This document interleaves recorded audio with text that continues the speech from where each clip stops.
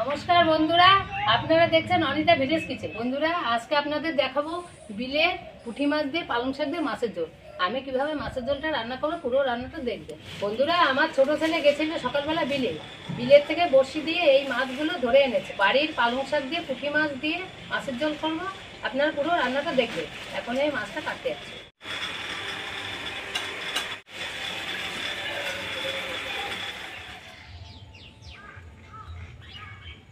বন্ধুরা, আমি এখন পালং শাকটা সুন্দর মতন কেটে নেব।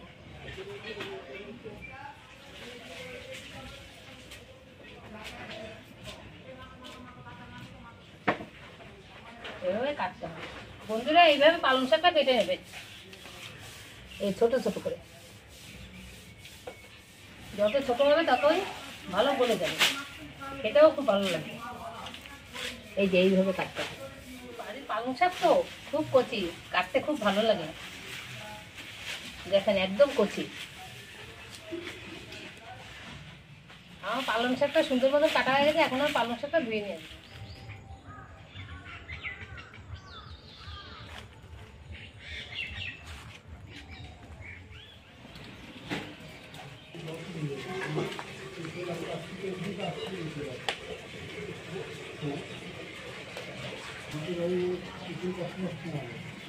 উনুনে জাল উঠে গেছে, এখন আমি কড়াইটা বসিয়ে দেবো। আমি এখন মাছে লবণ হলুদ মাখিয়ে নেব। পরিমাণ মতন হলুদ দিচ্ছি, পরিমাণ মতন লবণ দিচ্ছি। কড়াইটা গরম হয়ে গেছে, এখন সরষের তেলটা কড়াইতে দিয়ে দেবো।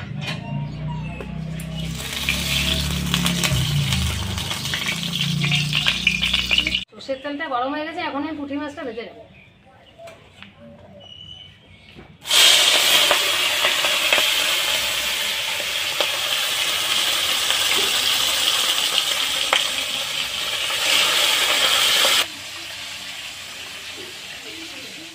পুঁটি মাছটা লাল লাল করে ভেজে নিতে হয়।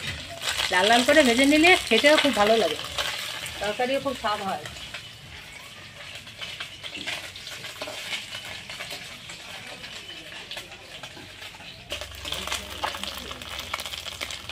পুঁটি মাছটা ভাজা হয়ে গেছে, এখন আমি তুলে নেব। বাকি মাছগুলো ভেজে নেব।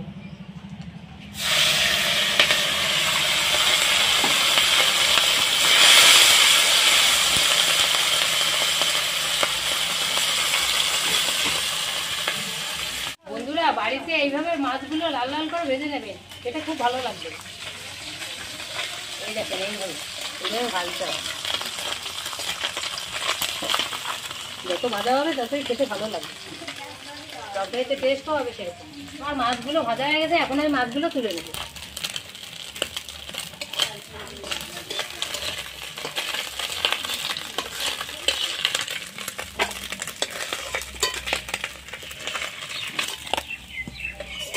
মাছ ভাজা তেলের পরে আমি এখন পালং শাক ছেড়ে দেবো।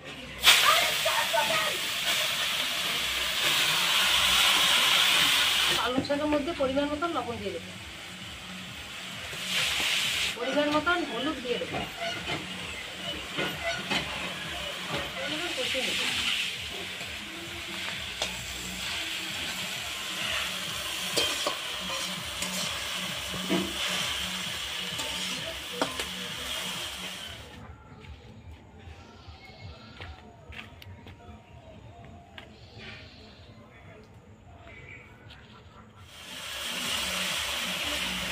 পালং শাকটা কষানো হয়ে গেছে, এখন পরিমাণ মতন জল দেবো।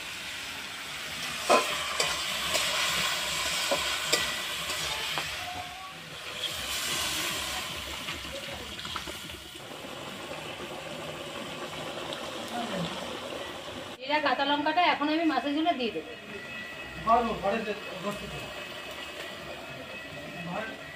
ভাজা পুঁটি মাছটা আমি এখন পালং শাকে দিয়ে দেবো।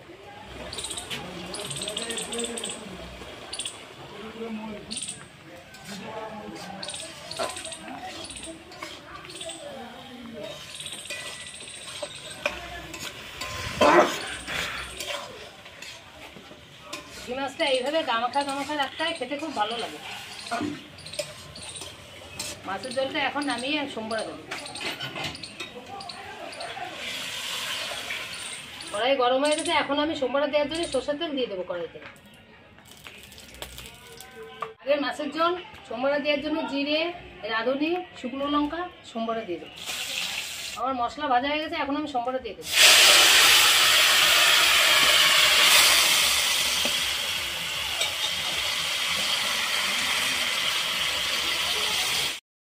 আগের মাছের ঝোল এইভাবে গামাখা গামাখা রাঁধতে হয়, খেতে খুব ভালো লাগে। বাড়ির পালং শাক তো ওই জন্য কি সুন্দর গলে গেছে, দেখুন কি সুন্দর গলে গেছে। এইরকম মাছের ঝোল খেতে খুব ভালো লাগে।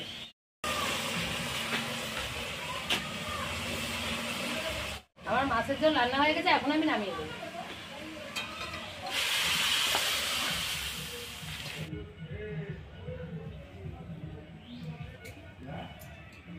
বন্ধুরা পালং শাকের মাছের ঝোল এইভাবে খেয়ে দেখবেন, খেতে খুব ভালো লাগবে। এই যে এইভাবে গামাখা গামাখা ঝোল।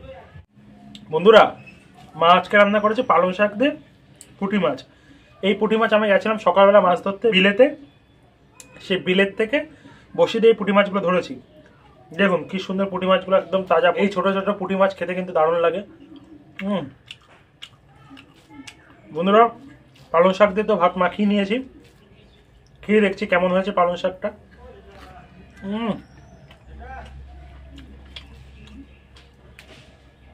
এই পালং শাক দিয়ে মাছের ঝোলটা খেতে কিন্তু খুবই সুন্দর লাগছে। বিলের একদম তাজা পুঁটি মাছ তো খেতে দারুণ লাগছে, আর জমির একদম পালং শাক, কচি পালং শাক, দারুণ। পুঁটি মাছটাও কোনো সার লাগে না, বিনা সারে হয়, জল হলেই এই পুঁটি মাছ মরুল্লা মাছগুলো হয়। আর পালং শাকেও কিন্তু খুব একটা সার লাগে না, আমরা তো গোবর সারেই চাষ করি। আর বাড়ির পালং শাক তো খেতে খুবই সুন্দর লাগে। এই বাড়ির পালং শাক আর পুঁটি মাছ দিয়ে দারুণ লাগছে। বন্ধুরা আপনারা বাড়িতে এইভাবে পালং শাক দিয়ে পুঁটি মাছ দিয়ে রান্না করে একবার খেয়ে দেখবেন, খেতে খুবই সুন্দর লাগে। আজকের ভিডিওটা আমরা এখানে শেষ করছি। এরকম সুন্দর সুন্দর গ্রামের রান্নার ভিডিও আসবে আরও, তার জন্য অবশ্যই চ্যানেলটা সাবস্ক্রাইব করে রাখতে হবে, আর অবশ্যই বন্ধুদের মাঝে কিন্তু শেয়ার করে দিতে হবে। বন্ধুরা ভিডিওটা এখানে শেষ করছি। সকলে সুস্থ থাকবেন, ভালো থাকবেন, আমাদের চ্যানেলের পাশে থাকবেন, আমাদের সাথে থাকবেন। নমস্কার বন্ধুরা।